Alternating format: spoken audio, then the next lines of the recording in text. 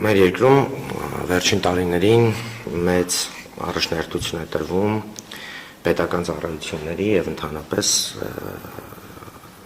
թվային գործիքների ներդրմանը եւ կրթության եւ գիտության նախարարության կրթական տեխնոլոգիաների ազգային կենտրոնը այն կառույցն է, որը իրականացնում է թվային փոխակերպումը կրթության, գիտության, սպորտի եւ մշակույթի ոլորտներում։ Եվ 10-րդ դասարանցիների հայտարարման համակարգը եւս այս գործընթացի մեկ մասն է, ասեմ, որ գոյություն ունի ստանալ կրթություն կյանքի իրադարձությունը, որպես թվային ծառայությունների մատուցման մեկ բաժին, մեր երկիրը հաստատել է պետական հանրային ծառայությունների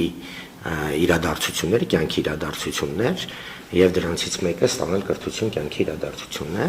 որի շրջանակներում նախատեսված է, որ ընդունելություն ուսումնական հաստատություն կլինի դա հանրակրթական ուսումնական հաստատություն,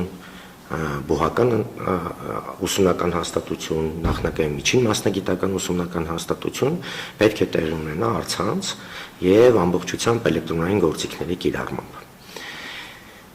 Եվ 10-րդ դասարանցիների հայտարարման գործընթացը եւս այս իրադարձության մի մաս է։ Հիմա դա կոչվում է արդեն ոչ թե հայտարարման համակարգ, այլ հայտարարման ծառայություն, որպես այդպեսին։ Եվ համակարգը ամբողջությամբ ստեղծված նոր համակարգ է, իհարկե մենք փորձում էինք առաջին դասարանցիների հայտարարման համակարգի առումով, բայց այդ համակարգը նախկինում գործող համակարգը ամբողջությամբ վերափոխվել է, որովհետև վերափոխվել է ամբողջ տրամաբանությունը հայտարարման եւ ծառայությունից օգտվելու համար գիտեք, որ կառավարությունը սահմանել է, որ ցանկացած անձ, ով ուզում է օգտվել պետական ծառայություններից թվայնացված, ինքը պետք է անպայման անցնի խիստ հիմնականացում։ Եվ ներկայումս այդ համակարգը ամբողջությամբ ներդրված է։ 10-րդ դասարանցիների պարագայում, ինչպես առաջին դասարանցիների պարագայում, ինչպես նաև դա տեղի է ունենալու քոլեջների եւ քոլեջների ընդունելության պարագայում, ծնողը նախ եւ առաջ պետք է ունենա իր օգտահաշիվը կրթության կառավարման տեղեկատվական համակարգում։ Եւ այս օգտահաշիվը ոչ միայն երեխային դպրոց հայտարարելու համար է, այլ նաև հետագայում կրթության նախարարության կողմից մատուցվող այլ ծառայություններից օգտվելու համար։ Օրինակ, մատյանը նույն, այսինքն օրագիրը նույն, ծնողը տեսնելու է արդեն ոչ թե վերացական որևէ էջում, այլ տեսնելու է իր հաշվի ներսում։ Երեխայի ավարտական վկայականը, որպես այդպեսին, արդեն տեսնելու է իր էջում։ Այնտեղ նախատեսվում են մի շարք ծառայություններ, օրինակ ծանուցման ծառայություն է լինելու համակարգի ներսում, երբ որ ուսուցիչը կարող է հենց ծնողին որևէ բան ծանուցել եւ ծնողը դա կտեսնի հենց իր էջում, ոչ թե մեյլ կստանա, ոչ թե զանգ կունենա, ոչ թե ինչ որ խմբում WhatsApp-ի կամ WhatsApp-ի կստանա հաղորդագրություն, այլ հենց իր էջում կկարողանա օգտվել այդ ծառայությունից, այսինքն ստանալ ծանուցումներ, կապ հաստատել ուսուցչի հետ կամ դպրոցի հետ, եթե որևէ խնդիր ունի, բացի դրանից հայտարարումից հետո ծնողը կարող է նաև էլեկտրոնային ստորագրությամբ էլեկտրոնային դիմում ներկայացնել դպրոցի տնօրենին, ամբողջությամբ էլեկտրոնային, եւ բացի դա կարող է նաև դպրոցի եւ ծնողի միջև կնքվող պայմանագիրը ստորագրել էլեկտրոնային տարբերակով, էլեկտրոնային ստորագրությամբ։ Գիտեմ, որ հիմա հարց է առաջանալու եւ այդ հարցը եղել է, իսկ եթե ծնողը չունի էլեկտրոնային ստորագրություն, չի կարողանալու ընդունել երեխային դպրոց, կարողանալու է։ Կա էլեկտրոնային տարբերակ, եթե ծնողը չունի ID card կամ էլեկտրոնային ստորագրություն, գիտեք, որ էլեկտրոնային ստորագրությունը ID card ունենալու հետ է կապված, ապա ինքը կարող է հաշիվ բացել իր մեյլով, էլեկտրոնային փոստի միջոցով։ Ինքը բացում էլեկտրոնային փոստի միջոցով հաշիվը, ստանդարտ հաշիվ բացելու տարբերակ է կիրառված, ինչպես շատ համակարգերում, երբ որ դու գրում ես քո մեյլը, գաղտնաբար ես որոշում քեզ համար, հետո ստանում ես քո մեյլի վրա հղում, որով հաստատում ես, որ դա քո մեյլն է, այսինքն դու ես օգտագործում, եւ հաշիվը ստանում ես, բացվում է քո հաշիվը, ակտիվանում է, որից հետո միևնույն է պետք է անցնես խիստ նույնականացում, այսինքն պետք է լրացնես քո հանրային ծառայության համարանիշը, որպեսզի համակարգը քեզ նույնականացնի։ Այստեղ ուզում եմ ասեմ, որ պարտադիր չէ էլեկտրոնային ստորագրություն ունենալը, բայց պարտադիր է հանրային ծառայության համարանիշ ունենալը, ինչպես ծնողի, այնպես էլ երեխայի համար։ Ներողություն, իսկ գործընթացը նախատեսվում է բացառապես այս տարբերակով, եթե օրինակ հանրային ծառայության համարանիշը չունի կամ ինչ որ այլ խնդիրներ կան, դպրոց այցելելու եւ այնտեղում կարգավորելու տարբերակը բացառվում է, բացառապես էլեկտրոնային։ Այո, միայն էլեկտրոնային տարբերակով է հայտագրումը տեղի ունենալու։ Ավագ դպրոցների պարագայում մասնագիտացված ավագ դպրոցները բուհերի ենթակայությամբ գործող ավագ դպրոցները իրենց ընդունելությունը անելու են իրենց ընթացակարգերով այս տարի։ Այսինքն, քանի որ իրենք իրականացնում են քննությունների միջոցով են ընտրում երեխաներին, ապա այդտեղ գործընթացը դեռևս տեղի ունենալու թղթային տարբերակով։ Բայց հաջորդ տարիների համար մենք նախատեսում ենք, որ ոչ միայն առաջին դասարանցիների, ոչ միայն 10-րդ դասարանցիների, այլ ընդհանրապես դպրոց ընդունվելու գործընթացը ամբողջությամբ լինելու է թվայնացված առցանց եղանակով։ Կլինի մասնագիտական, թե ոչ։ Կլինի մասնագիտական, թե ոչ, ուղղակի կլինի համապատասխան մեխանիզմների կիրառմամբ, այսինքն ծնողները կկարողանան դիմել դպրոցին, հետո հանձնել քննությունների արդյունքով ընդունվել դպրոց, ինչը որ այսօր օրինակ կիրառվում է միջին մասնագիտական ուսումնական հաստատությունների պարագայում, այսինքն այնտեղ սահմանափակում դիմելու չկա, դիմում են ծնողները բոլորը, հետո անցկացվում է մրցույթ եւ մրցույթի արդյունքում որոշվում են թե ովքեր են ընդունվել տվյալ ուսումնական հաստատություն։ Ինչ փուլերով են անցնելու 10-րդ դասարան ընդունվողները։ 10-րդ դասարանցիները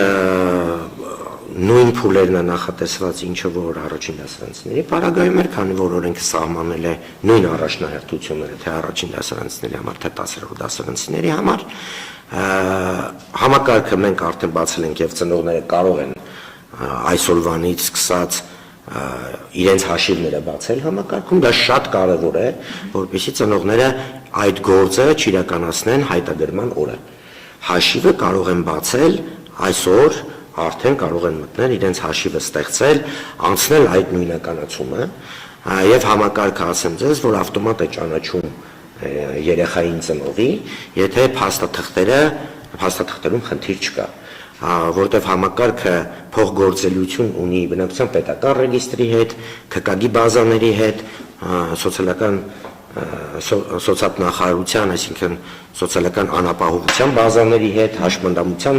բազաների հետ եւ ավտոմատ հանրային ծառայության համարանիշ ունենալու դեպքում ինքը ճանաչում է եւ նույնիսկ ճանաչում են առաջնահերթությունը։ Իսկ երբ որ ծնողը մտնում է եւ իր edge, այսինքն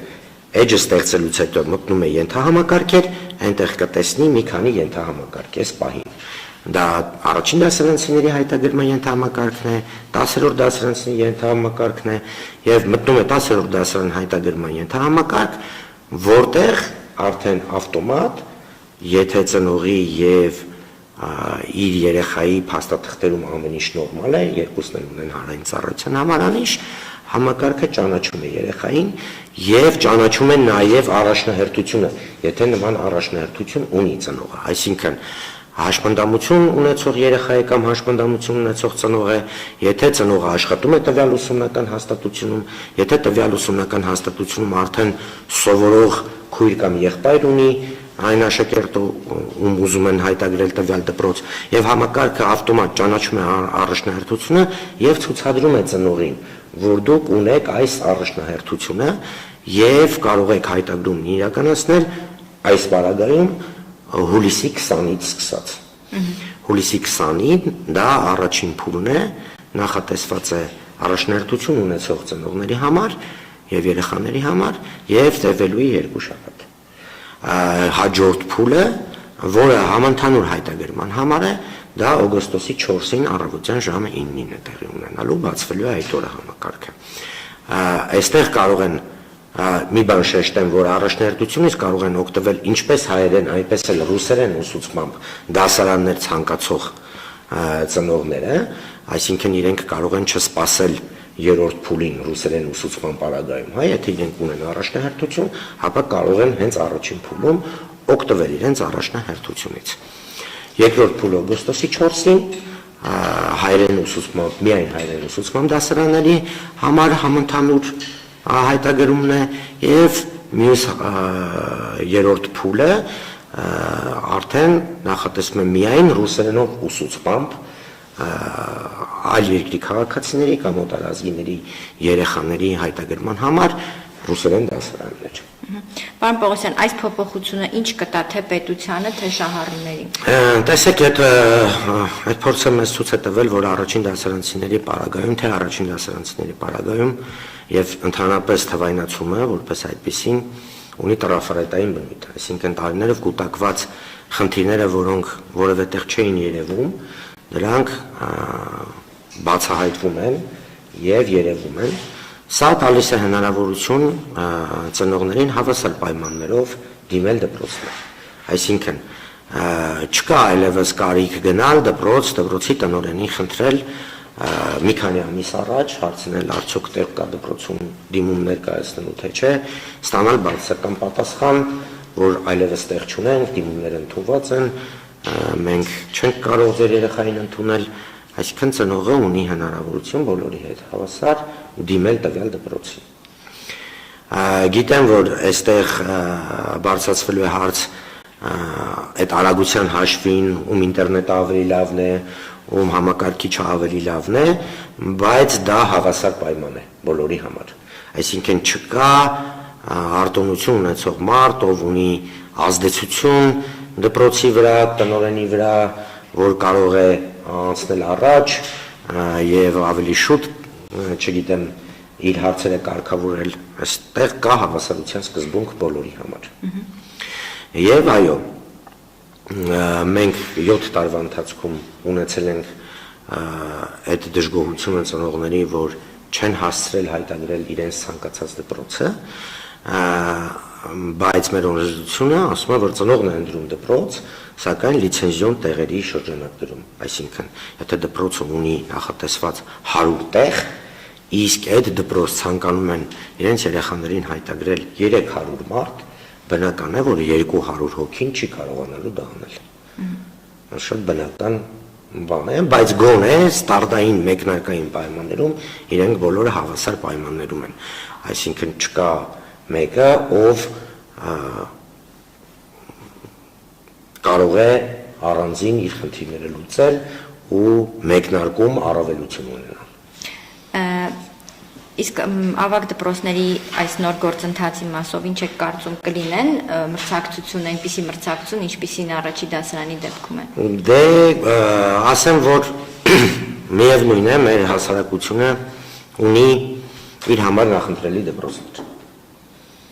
Ես հիմա դպրոցների անուններ չեմ տա, բայց իհարկե մենք գիտենք, որ կան տենց դպրոցներ, նույնիսկ ավագ դպրոցներ, որտեղ շատ ծնողներ են ցանկանում, որպեսզի իրենց երեխաները սովորեն այդ դպրոցներում։ Այդ դպրոցների պարագայում բնականաբար կլինի նաև այդ մրցակցությունը, այսինքն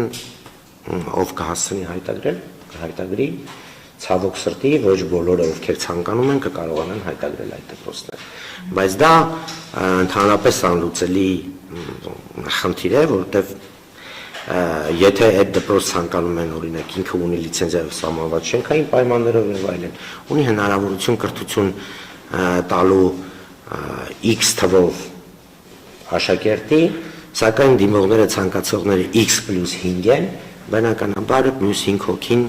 չեն հասցնելու հայտարարել իրենց երեխային կամ տանել իրենց երեխային այդ դպրոց։ Իրենք պետք է ընտրեն մեկ այլ դպրոց նույն համայնքում